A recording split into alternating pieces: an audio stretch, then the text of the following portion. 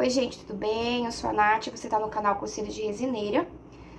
E eu vim responder aqui vocês rapidinho sobre uma perguntinha que tá bem frequente, estão me chamando, me procurando pra saber por que as pecinhas de vocês estão saindo pegajosa, fosca, não tá tendo o mesmo acabamento que geralmente vocês assistem aqui no canal, que é aquele aspecto brilhoso, né? Aquela peça que você retira do molde e ela tá já brilhosinha, já pronta para ser usada se você quiser. Então, se isso está acontecendo com você, eu vou te falar agora, tá?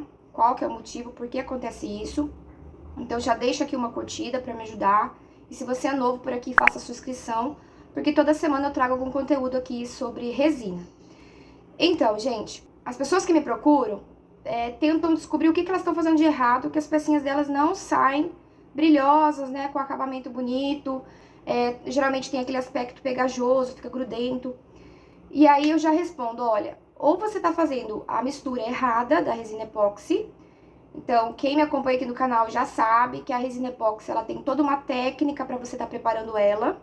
E ela é feita através da pesagem, né, com uma balança de precisão.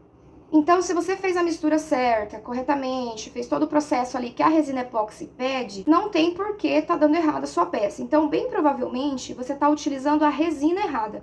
Não chega a ser resina errada.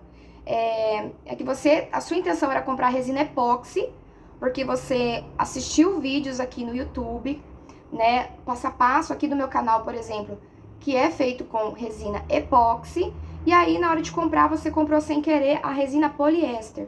Elas são distintas, apesar de elas terem quase a mesma função, o mesmo objetivo, né, que é fazer pecinhas, porém elas têm características diferentes. E eu vou citar aqui para vocês 3 principais características que vão influenciar muito aí na hora de vocês escolherem a resina de vocês de acordo com o nicho que você quer trabalhar. Então, se você me acompanha aqui no meu canal, bem provavelmente você quer trabalhar com chaveiros, caneta, marca-páginas, porta-copos, né? Eternizações de foto. Para esse nicho, geralmente, o mais indicado é a resina epóxi. Ela é muito versátil, a resina epóxi, e ela já te traz essa facilidade de você retirar as peças do molde e elas saírem praticamente prontas, né? Você quase não tem acabamento. A resina poliéster, que é bem provavelmente essa que você está utilizando e não está te dando esse acabamento desejado, ela já tem essa questão de que para você dar brilho para uma peça, você vai ter que fazer um processo de lixamento e de polimento, tá? Então essa é a primeira característica distinta da resina epóxi e da resina poliéster. Epóxi, você já vai ter um acabamento praticamente perfeito, você já vai tirar ela do molde, ela já vai estar praticamente pronta. E a resina poliéster, você tem que fazer lixamento e polimento para ela ter brilho, tá? Então, por isso que você tá retirando a sua pecinha aí do molde e ela tá ficando grudenta, porque você ainda não fez o processo que a resina poliéster pede, tá bom? Segundo ponto, que difere aí a resina epóxi da resina poliéster, é a forma de preparo das duas, né? A ficha técnica das duas, digamos assim. A resina epóxi, ela é muito mais técnica. Então, para você fazer a mistura dela, você tem que fazer por gramas, muito bem pesado, em balancinhos de precisão.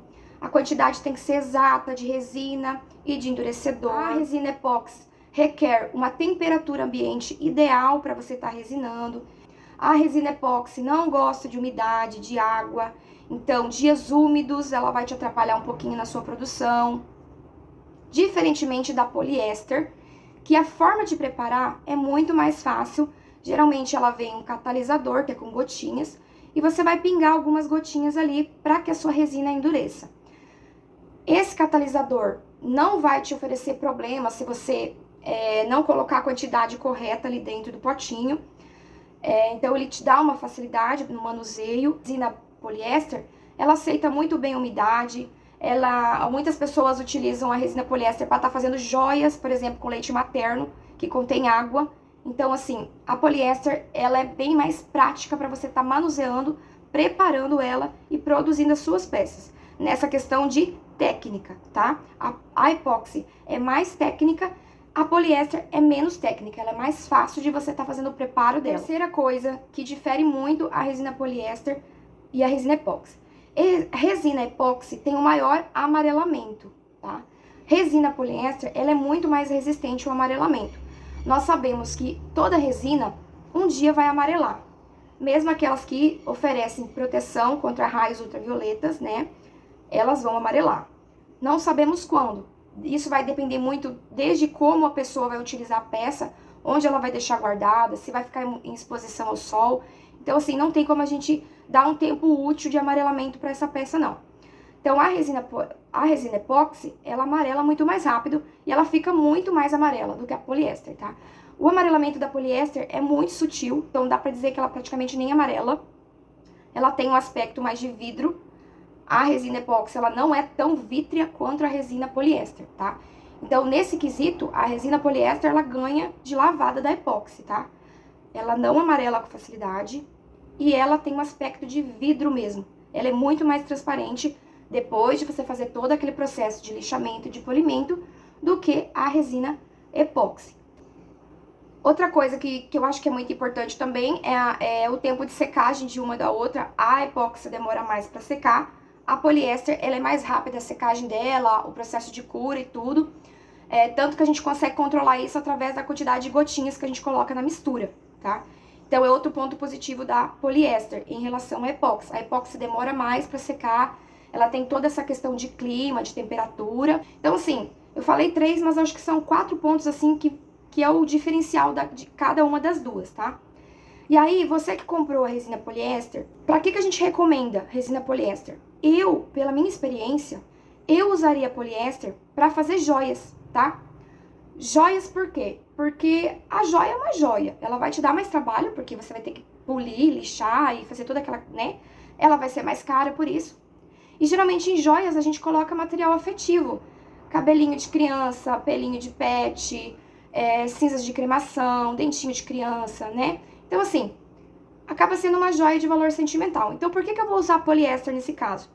Porque a poliéster não amarela e esse tipo de trabalho não pode ter amarelamento. Imagina, eu vou colocar ali um pelinho de um cachorro que morreu já e a cliente vai pendurar um pingente no pescoço e dali 2 meses, porque ela vai estar indo no sol, na piscina, aquela peça vai estar toda amarela. Então, assim, ela vai ficar chateada, né? Não vai ter mais o pelinho do cachorro, porque o cachorrinho já faleceu, e ela vai ficar muito chateada. Então, eu vou escolher a poliéster, porque ela oferece essa maior resistência ao amarelamento. E ela também tem um aspecto mais de vidro, mais de cristal mesmo, que caracteriza mais uma joia mesmo, tá? Então, eu vou dar preferência para poliéster, tá? Quando que eu vou utilizar a epóxi? Para fazer pecinhas fúteis. Pecinhas fúteis que eu digo assim, chaveiros, caneta, marca-páginas, que são peças que a gente quer, mas se a gente perder não vai fazer diferença, a gente pode comprar outro, entendeu? Então, assim, são pecinhas mais baratas, né? Que eu consigo fazer em várias quantidades ao mesmo tempo. Ela me traz uma praticidade questão do acabamento e eu consigo vender essas pecinhas mais em conta. As pecinhas feitas com a resina poliéster, que são joias, né? Pingentes e tal, elas vão me custar mais, porque eu vou ter que ficar ali lixando, polindo, fazendo acabamento.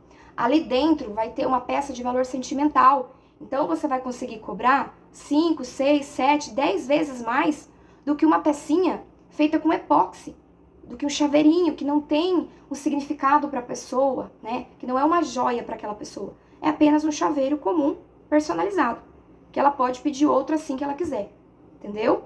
Então, assim, eu sempre falo, pecinhas que não tem valor sentimental para a pessoa, utiliza resina epóxi.